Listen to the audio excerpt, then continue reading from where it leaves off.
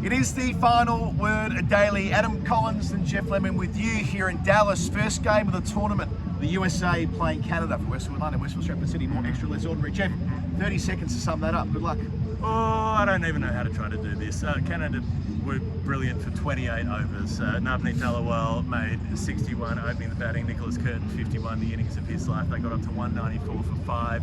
They'd set the USA 195 to win, and then Stephen Taylor's out second ball of the chase. He's the one that has to do it for the USA. They're 2 for 48 after 8 overs. They're sunk, and then just the most extraordinary partnership between Andres Gous and between Aaron Jones, who, my lord, coupled with one of the most extraordinary falling apart performances we've seen with a couple of overs of Canadian spin and an over from Jeremy Gordon that took 11 balls and cost 33 runs.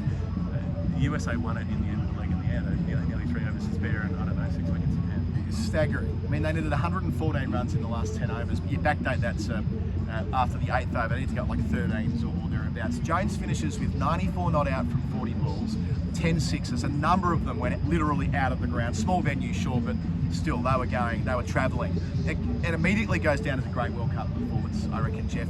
The fact that it's the first game of the comp, it doesn't end up being the final over thriller, but they're the host nation, and they were behind in the game, and it felt like it. I mean, this wasn't capacity crowd here tonight, but it felt like it. I was outside when he was hitting some of those bombs, and you need the energy like that pulsing through a tournament right at the start, and he's given it that because of the way he played. Terrific support from Aussie Gous hitting, who was terrific as well, former South African, now American as well. He played his role, having come in early, and they did battle through. Like in the power play, they couldn't hit it off the bloody square. Yeah. But once he got going as well, they put on 120 odd in 58 balls or something absurd. And then Corey Anderson finishes it with a couple of big sixes, the man who came over from New Zealand. So it's the Aaron Jones story. It's the story of the 14th over, Jeff. We should probably cut to the car chase there, because that was the story in a nutshell. Well, this is. I want to give Jeremy Gordon a moment. I want to give him a minute to rest. I want to go to the Canadian innings first because they were so good.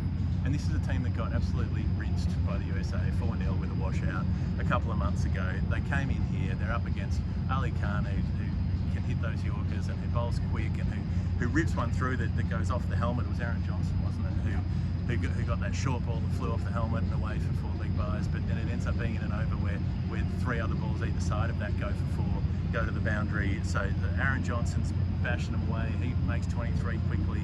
Navneet Dalawal bats through most of the innings for that 61 and sort of controls the tempo and does everything, does the right thing. Yeah, batted really well, I thought, at the right time to lay the foundation. Almost got out at the right time as well to let the finishers come in, and they piled on the runs in the last couple of overs. And then Nicholas Curtin plays the best innings of his career. I mean, Peter Della Penna was telling us about you look at a player's previous high score, 37 not out, and you're like, oh well, that's not that great. But apparently that was a match losing innings. That was an innings that essentially meant that they weren't going to qualify for a previous World Cup because he batted so slowly, couldn't get the ball going, couldn't get any timing going.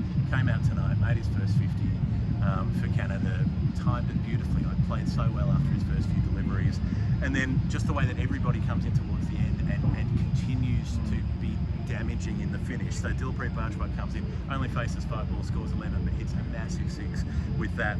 And then Shreyas Mova, the wicketkeeper, who again hasn't done anything yet. He's only played a few games, but he's got very unimpressive numbers with the bat. He comes in and hits them as cleanly as you like as well. Hits a couple of 6s, hits a couple of 4s. He's slotting Ali Khan back down the ground late in the game. You're thinking all the runnings with Canada, and then second ball in the reply, Stephen Taylor LBW to a fast ball that zips in from the left arm. Well, I think that's it. So you take overs 18, 19, 20 of the Canada innings, especially the final over, 21 from it, 6-4, 6 from Mova.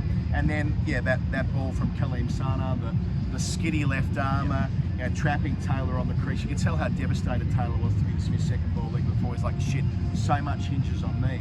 And then they have to have the consolidation effort, which is why they're not able to really go for it in the power play. I was outside for much of that as well, and you could sense that there was something needing. There was something needed. It was drifting badly. I took some notes here at the time. There was desperation. There was tension really, really built. At the end of the power play, they're 41 for 1, and then over here it got worse. 48 for 2 after 8. At the halfway mark, they're 81 for 2. But the final over of the first half, that's when Jones hits the first of a number of 6s in the first half of overs.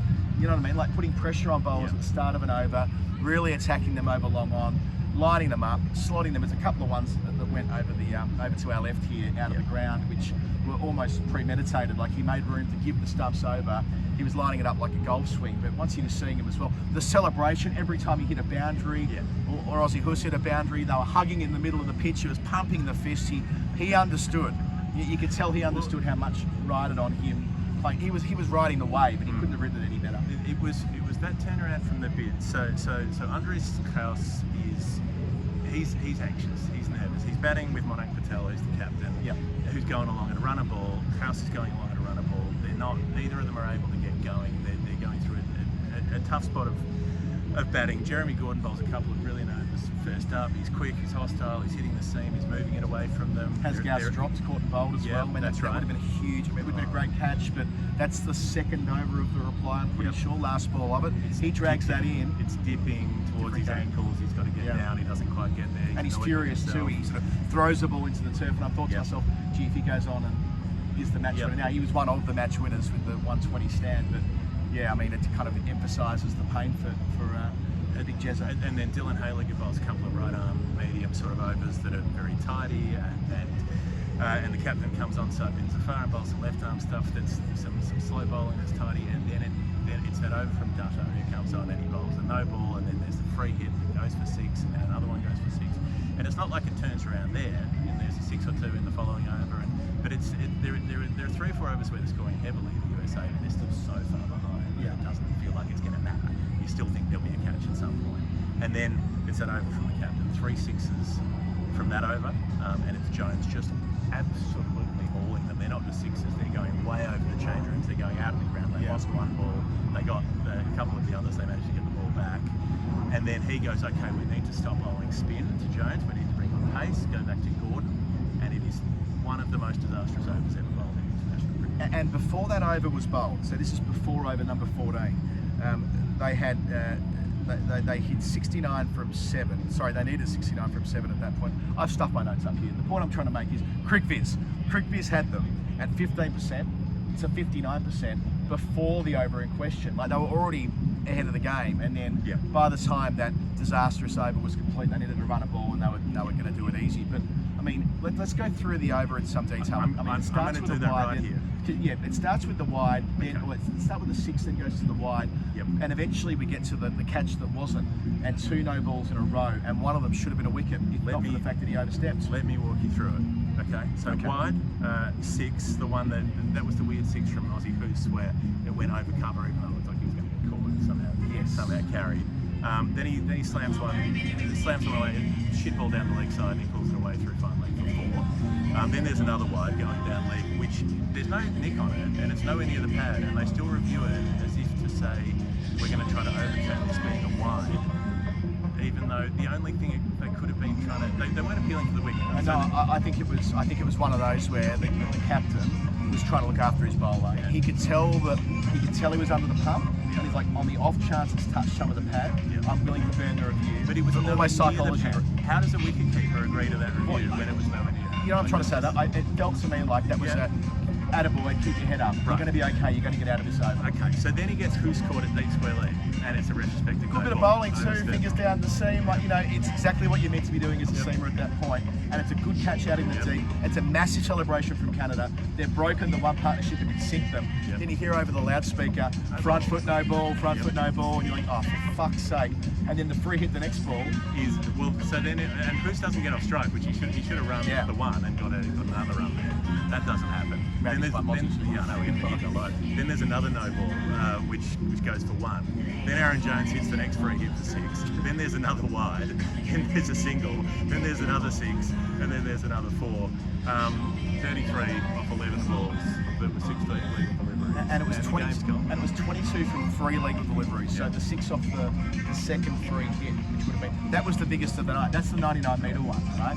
And that's when their heads dropped, Canada, and they realised the game's over. And I mean, you just feel for Jeremy Gordon, having played for Canada all the way back to 2012.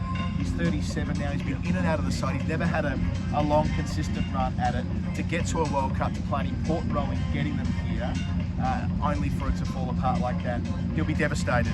As a veteran who was seemingly doing a lot right until that over. The fact that it's all happened then.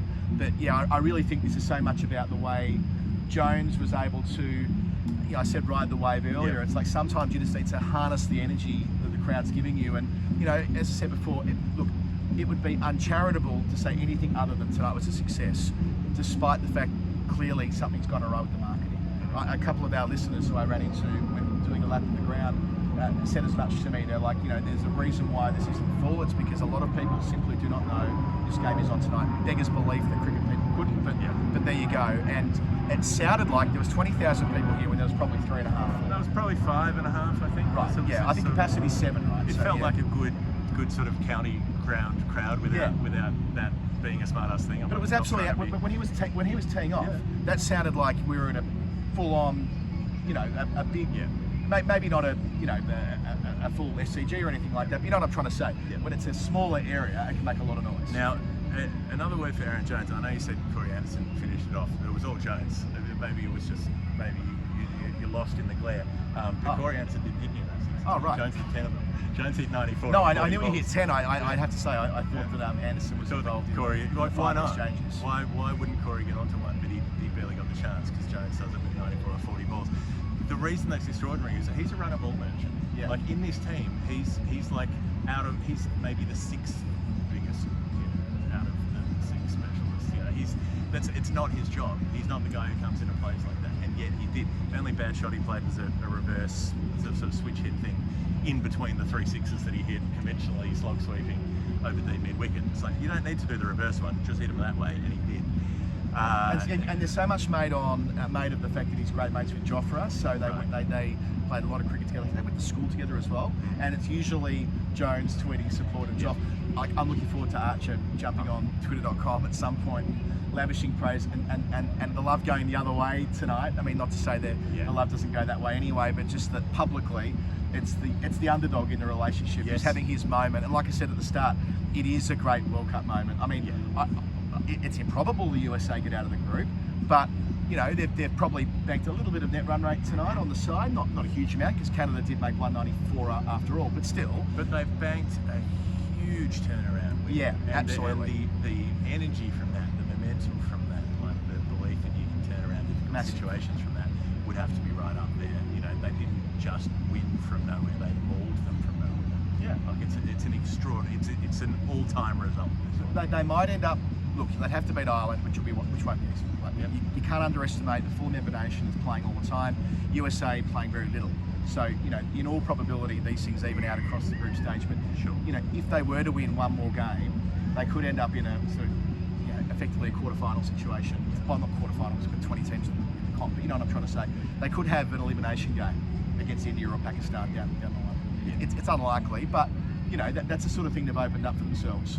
And had they lost to Canada tonight, it would have been a bloody debacle because they've beaten Canada 4-0 recently. They're the side playing at home with all the inbuilt advantages that come with that.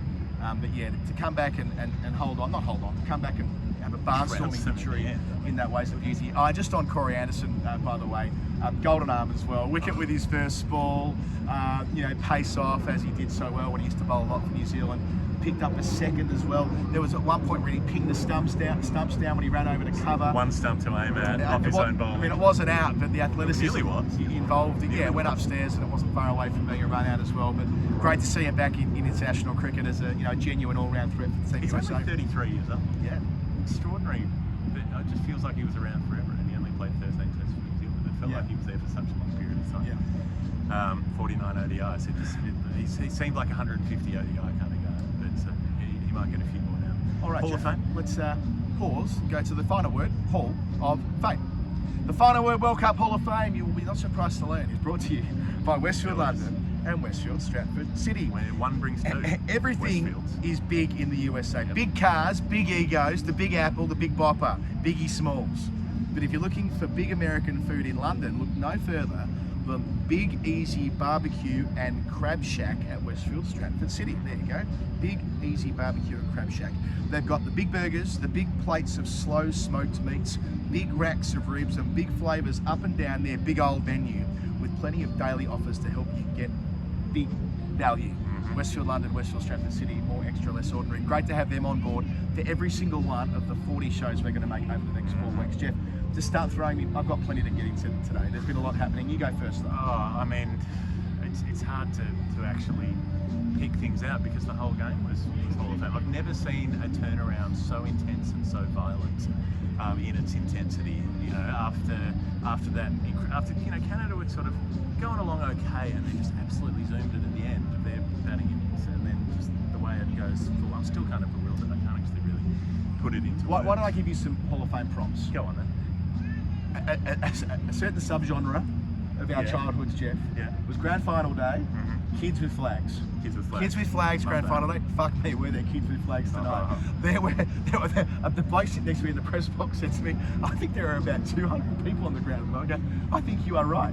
Enormous flags for Canada or America. The flags before that, the first round of flags, when there's 20 teams in this World Cup, so 20 flags, grown adults running out the dugout with the flags, running out to the middle and running straight back off the ground. I mean, I know the 99 World Cup opening ceremony copped some grief for the fireworks in the rain, with the smoke, with the Tony Blair speech getting, with the PA not working and all the rest of it. I mean, there were shades of that with respect to the kids with the flags, although I think they recovered the situation with the belting national anthems, but I'm not entirely sure, Whisper, I don't think she was here. Yeah. I mean, that was a pre-run. I see no singer. That was a Milli Vanilli effort. I'm just saying, look, I want to see proof that the singer was here. Okay. Until otherwise. I want to see the singer holding a newspaper with today's date on it. I don't think she was here. She went to Whitney Houston, Iraq War, first Iraq War, like really protracted, landed the free home, the brave at the end with the Mariah Carey 7th octave and so on. Yeah, Mariah. So there was all of that. Speaking of music, they were kind of, they did a bit of a USA style by having a pseudo marching band come on, slash cheerleader. It was the same people that had I'm pretty sure they were the same people that had the flags. Well, I think they repurposed the adults with the flags with the drummers. I liked their outfit. They had a sort of Northern Lights kind of vibe, or like, I don't know, like a sideways Balinese sunset sort of vibe with these sort of overalls they were wearing that went to pink to purple to yellow or something. I don't know what the colours related to, but that was pretty. And then there were people doing backflips and handsprings and stuff. But it was very kind of American high school carnival, you know, like there weren't that many, like I know you said there were a lot, but they're also not filling the ground. It's not like one of those big marching bands at like LSU or whatever, right, like, where there are thousands of people everywhere. It was, they were making do with what they had. It matched the crowd. What I liked though is the shithouse ICC mascots, remember Tonkin Blaze from the 2019 World Cup. They just recycled them. They're back. No, they had them out. Tonkin Blaze out. Tonkin Blaze are back with the big foam outfits, and they just came out. They were sort of doing some waving and dancing and stuff like you have to if you're a mascot. Think like the episode of Succession where Greg's vomiting out the eyes of the dog mascot who Ted is wearing because he's smoked a doobie before he heads into the theme park. It's a bit like that for poor old Tonkin Blaze, where it's far too humid to be wearing that gear. But then these people came out wearing what looks like flamethrowers. And for a minute I thought this might be kind of cool, they might be about to use some flamethrowers. And in the end they were like smoke throwers, like smoke came out of them instead of flames. But for a good 30 seconds, Tonkin Blaze were on the far side of the ground, and following them with purpose were 4 or 5 ICC uniform people wearing flamethrower backpacks. And I was like, maybe they've got the right idea. Maybe Tonkin Blaze just got out. They were supposed to be contained after the previous World Cup, and now they're going to be flambéed for our delectation. It didn't end up with penny up that way. Well, how about the shooting into the sky? I was a little bit worried that North Korean missile defence would get onto it. They were fucking going a long way up. I suppose what comes up must go down. And other bits and pieces, quite a bit from today from me. How about them using NSYNC Bye Bye Bye when batters were dismissed? A very good choice from a cricket ground DJ. Clearly they got the right pet. What's going on with Corey Anderson's shirt? No number. Did he forget? Did he forget his kit? I have the inside word from this, from Peter Della Penna, who knows everything. If I'm going to be diplomatic about it, too fat. Basically, the shirt manufacturers sent him a shirt with his name and number on it, and it was too small, and they couldn't get one that would. His options were either you've got to wear like a tent, or you've got to wear one that you've got to be like a sausage in a skin to get into. So in the end, they managed to get him an in-between size that didn't have anything else on it. So maybe by the next game they'll just name it that way. They should sell that as merch, the Corey Anderson Moo. I reckon I'd be interested Just in to that. vote ancients of Corey Anderson movement. Yeah, I mean, look, he's been in a good paddock, but he can still give it whack. He's strong. He can still Strong, run in. He's got powerful. a big, strong truck and all of that. Just some wider USA. I think we're going to be doing quite a bit of wider USA stuff on the pod. I went and saw where the JFK was assassinated today, and there was a man who decided to lay on the cross on the road. Okay. Has laid on the road on the cross. Very American.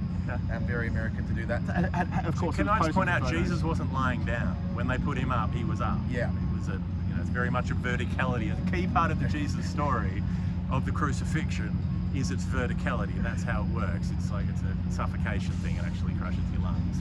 That's kind of why it's bad. You're hanging from that weight and then you can't breathe.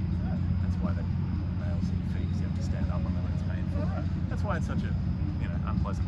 You're not just hanging there until you die. You can't breathe. Every day is a school day. Speaking of, I went to the George Bush Presidential Also, Library. nails through the palms doesn't work. They just tear out. They put it through the wrists. Yeah, 'cause they have those nutters in. Where is it? We're on Good Friday each year. There's one country that still has I don't want to get the country wrong and offend somebody, but there is one country that still has a process of people who crucify themselves, and of course not to the end, but a fair way. We just sing the bit from Jesus Christ Superstar, where John Waters does the crucify him. I prefer the life of Brian, but what are you here for? Crucifixion? No. Oh, don't go that way. No, not me.